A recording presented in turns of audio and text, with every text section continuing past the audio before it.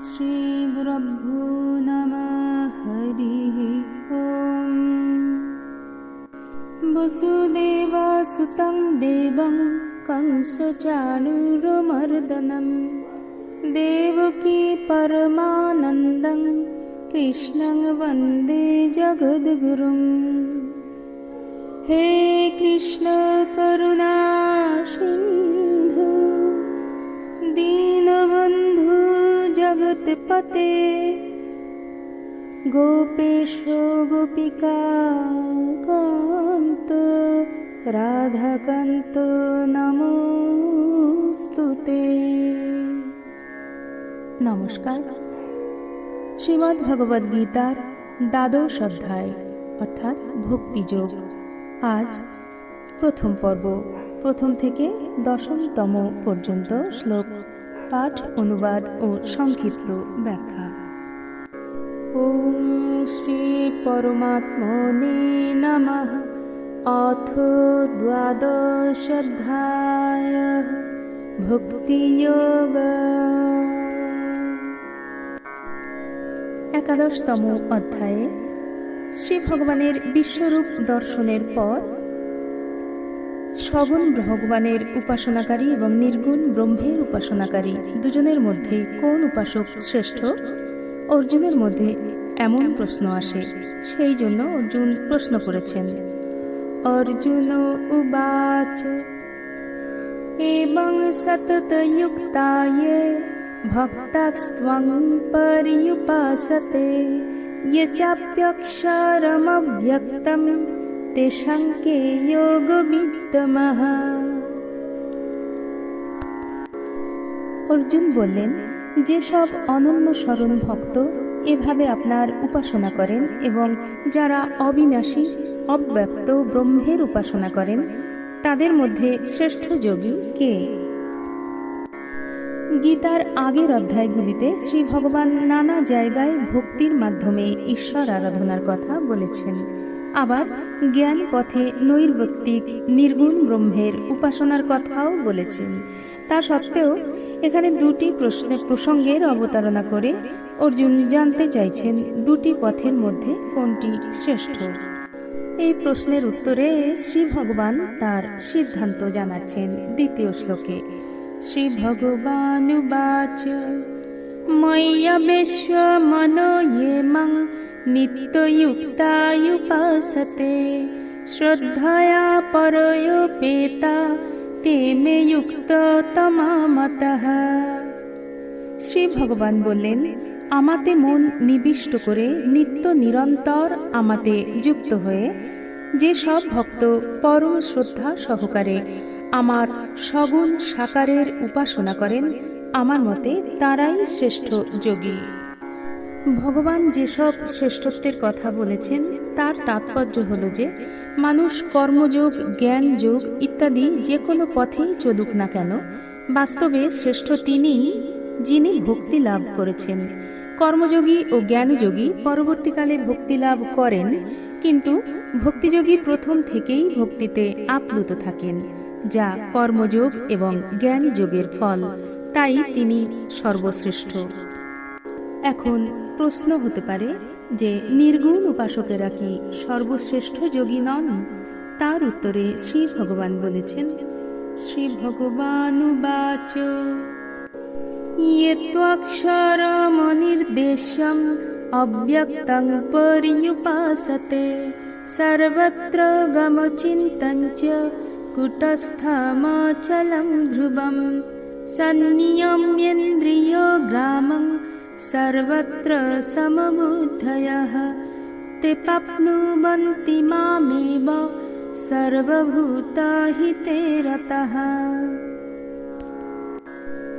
কিন্তু যারা অবিনশ্বর, অবর্ণনীয়, অব্যক্ত, সর্বব্যাপী, অচিন্তনীয়, অপরিবর্তনীয়, অটল, শাশ্বত ব্রহ্মের উপাসনা করেন, যারা সমস্ত ইন্দ্রিয়গুলিকে সংযত করে সর্বত্র সমবুদ্ধি সম্পন্ন হয়ে সকল জীবের কল্যাণে নিযুক্ত, তারা আমাকেই লাভ করেন।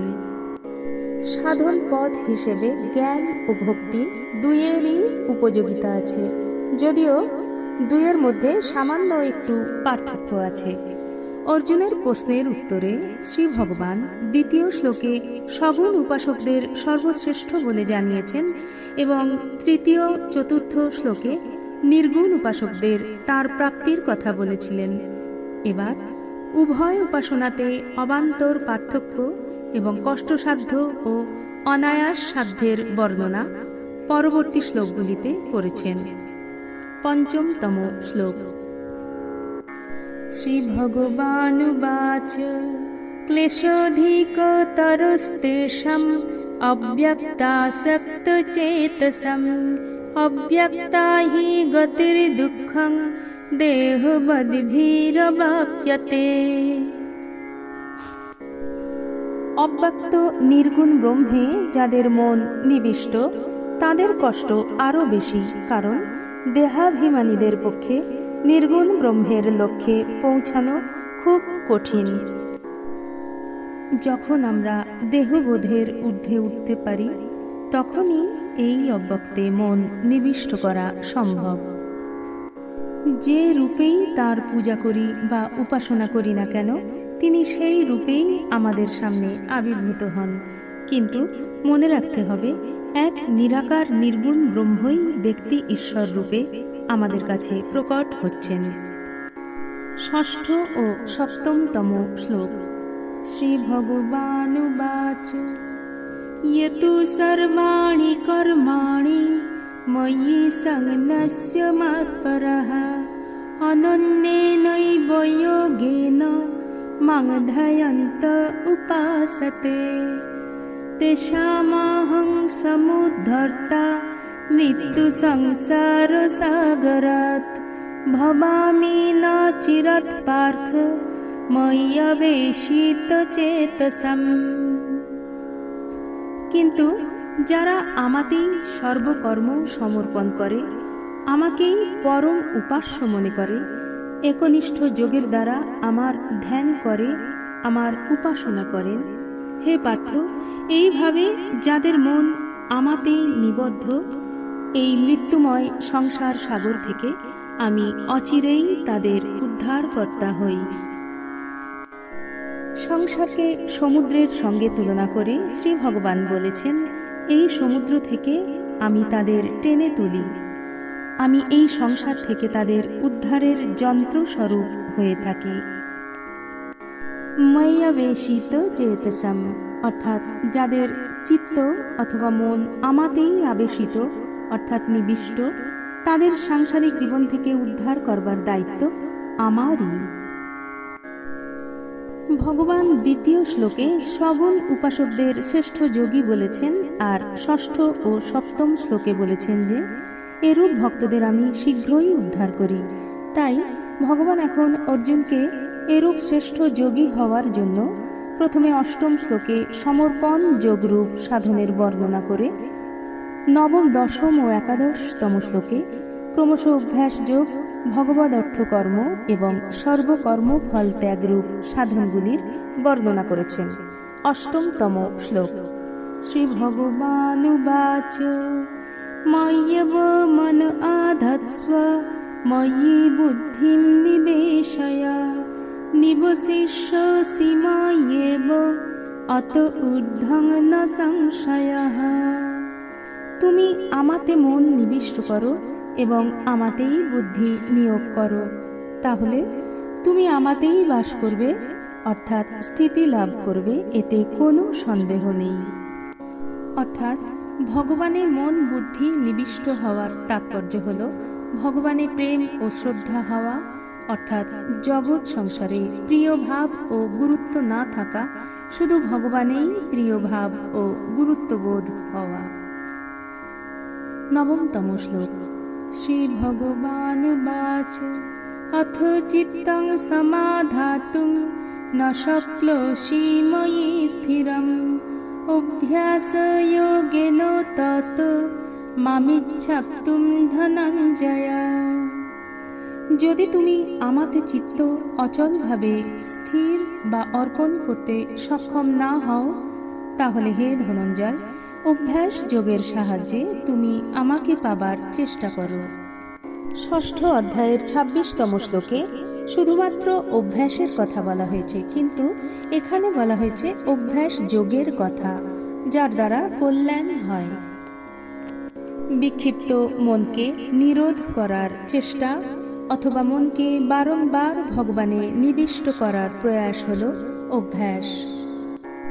দশমতম শ্লোকে শ্রী ভগবানুবাচ অভ্যাসেপ্যসমর্থোসি মৎকর্ম পরমো ভব মদর্থমপি কর্মাণি কুর্বন সিদ্ধিমবাপ্স্যসি।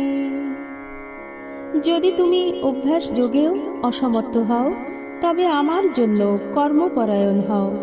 আমার জন্য কর্ম করতে থাকলেও তুমি সিদ্ধি লাভ করবে। শ্রী ভগবান বলছেন, অভ্যাস যদি তোমার কাছে কঠিন মনে হয়, তাহলে পরবর্তী ধাপে যাও।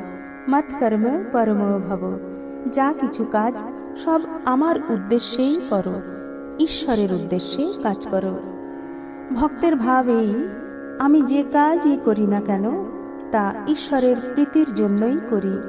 এটি তার সাধন, কারণ তিনি ভগবান লাভ করতে চান, তার সঙ্গে একাত্ম হয়ে যেতে চান। কর্মের মাধ্যমে ঈশ্বরের উপাসনার এই ভাবটি বড়ই সুন্দর। যাবতীয় সব কাজ ঈশ্বরে নিবেদন করে উচ্চ আধ্যাত্মিক অবস্থা লাভ করা। ওম তৎসৎ। শ্রীমদ্ভগবদ্গীতাসু উপনিষৎসু ব্রহ্ম বিদ্যায়াং যোগশাস্ত্রে শ্রীকৃষ্ণার্জুন সংবাদে ভক্তিযোগো নাম দ্বাদশোऽধ্যায়ঃ। হরিঃ ওম তৎসৎ। ওম শান্তি শান্তি শান্তিঃ।